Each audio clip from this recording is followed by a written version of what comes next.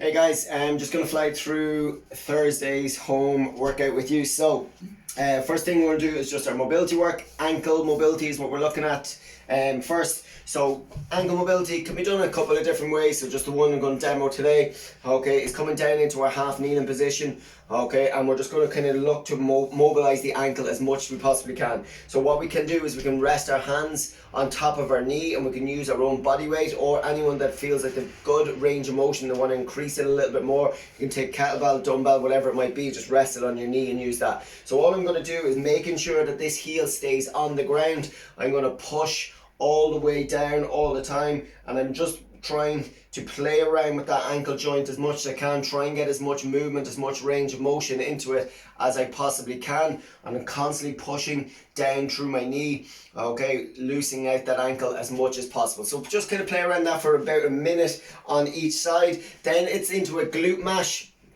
Okay, so a glute mash, when you're doing your glute mash, you're kind of targeting this area here. Okay, so high up near and around the outside of your glute. Okay, that's where we want to be. So you can take a ball, okay, slitter, golf ball, okay, foam roller, whatever it might be, and that's what we're going to do. We're going to sit down onto that weight, okay, or onto that ball or foam roller. We're going to work into it as much as we possibly can. Okay, so you're going to do that for about 30 to 40 seconds or so. Okay, every time you kind of come onto a sore spot, what I want you to do is not shy away from it. I want you to take a deep breath in, nice and controlled, and then just a long exhale as you push your weight down into it a little bit more. Is that okay? So just about 30 to 40 seconds on each side with that. And then last thing we're going to do is just some single leg deadlifts. Okay, so single leg deadlift, as I always say, okay, it is a version of a deadlift. You always want to make sure we are still getting into that hip hinge. We're driving those hips back. So keep your foot nice and planted on the floor. So screwing that foot into the floor. And then I am reaching all the way back as much as I possibly can, okay, with this opposite leg. So that's going to help to pull me into that hip hinge and then all the way up and through. Is that okay? So once you have all that done, it is then into our Metcon. So our Metcon today is 90 seconds on, 1 minute off, okay, for 5 rounds. So you'll work for 90 seconds, then you'll have a minute's rest, and we'll do all that for 5 rounds. So what you're going to do is you're going to do sumo deadlift high pull. Okay, so sumo deadlift high pull. So kettlebell, dumbbell, whatever it might be. Remember, it is a wider stance. Okay, if you've got a kettlebell, it'll go all the way down to the floor. So it'll be down, touch, up and pull.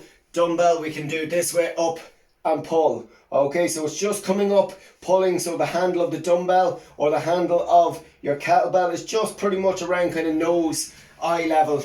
That's all you need to go. You don't need to be going up way above your head or anything like that. Is that okay? So you'll do sumo deadlift high pulls. You will do 8 of those. Once you have that done, then you're going to do 8 lunges. Okay, ideally we're going to try and keep the weight in our hand. So we're only doing 8. We're going to try and keep the weight in our hand, whatever way you want to hold it. So I'm just holding a goblet. Okay, and we're going to do 8 lunges, stepping back, knee touch, 2 feet back together, down touch, 2 feet back together. So I'll do 8 alternating. Okay, so you must do 4 on the right, 4 on the left.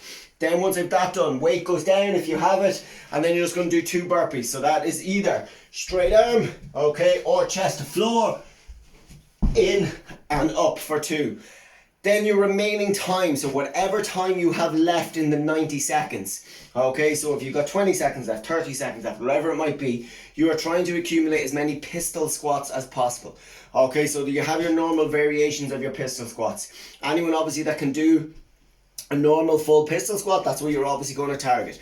Anyone that is there or thereabouts, getting closer and closer to being able to go right down into your pistol squat, you can just put a box or something behind you, box, table, chair, whatever it might be, just so you have that kind of security of having something underneath you, and that it will assist just in that little drive out from the bottom.